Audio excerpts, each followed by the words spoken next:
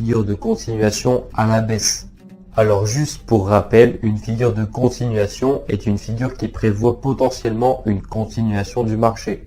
C'est simple, si notre tendance actuelle est baissière et qu'on remarque la formation d'une figure de continuation, alors la probabilité que le marché continue sa baisse sera fortement augmentée. Première figure de continuation à la baisse, le triangle descendant. Le triangle descendant est une figure de continuation baissière. La figure est formée par deux droites convergentes. La première droite est une droite oblique baissière faisant office de résistance et la deuxième droite est un support horizontal. Le triangle descendant est validé s'il y a bien une oscillation entre ces deux droites. Chacune de ces deux droites doit avoir été touchée au minimum 2 fois pour valider la figure. Vous l'avez compris, le triangle descendant est l'inverse du triangle ascendant, vu dans la précédente leçon. L'objectif du triangle sera donc déterminé par la hauteur de la base du triangle que l'on reporte sous la ligne de coup.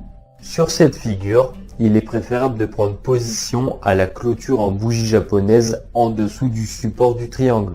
Aussi, attendre un bon volume venant des vendeurs peut être judicieux, car il arrive que le marché réalise de fausses cassures, c'est-à-dire clôture au-dessus du support et reparte à la hausse. Deuxième figure de continuation à la baisse, le drapeau ascendant. Le drapeau ascendant est une figure de continuation à la baisse. Cette figure est l'inverse même du drapeau descendant. Le drapeau est formé par deux droites haussières parallèles qui forment un rectangle. Il est donc orienté vers le sens inverse de la tendance baissière. Cette figure est très court terme et marque le besoin des vendeurs de faire une pause avant de reprendre la baisse du marché. La formation du drapeau ascendant intervient en tendance baissière. Le calcul de l'objectif sera fait par rapport à la tendance initiale qui marquera notre objectif théorique. À savoir, la performance d'un drapeau est beaucoup moins important lorsque celui-ci est orienté dans le sens de la tendance. Le drapeau doit bien être différencié du canal haussier. Plus les droites seront resserrées et plus le drapeau sera important. Troisième et dernière figure de continuation à la baisse, le triangle symétrique de creux.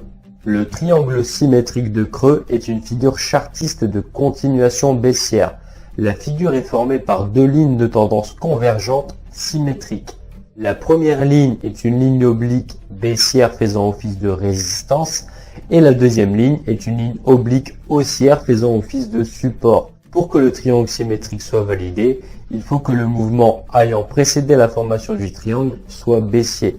Le triangle symétrique de creux est validé s'il y a bien une oscillation entre ces deux droites, et chacune de ces droites doit avoir été touchée au minimum 2 fois pour valider la figure.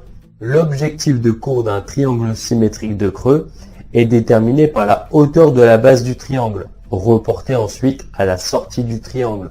Une autre technique consiste à tracer une droite parallèle comme pour les autres triangles. En bref, le triangle symétrique de creux est l'inverse du triangle symétrique de sommet. Une aide à la décision. Alors, comment interpréter cette image? Première étape, analyse, c'est-à-dire analyser la tendance. Si mon marché est un marché haussier, alors je chercherai uniquement des figures de continuation haussière et des figures de retournement à la hausse. Et si mon marché est baissier, je chercherai exclusivement des figures de continuation baissière et des figures de retournement à la baisse. Ceci vous facilitera l'initiation aux différentes figures.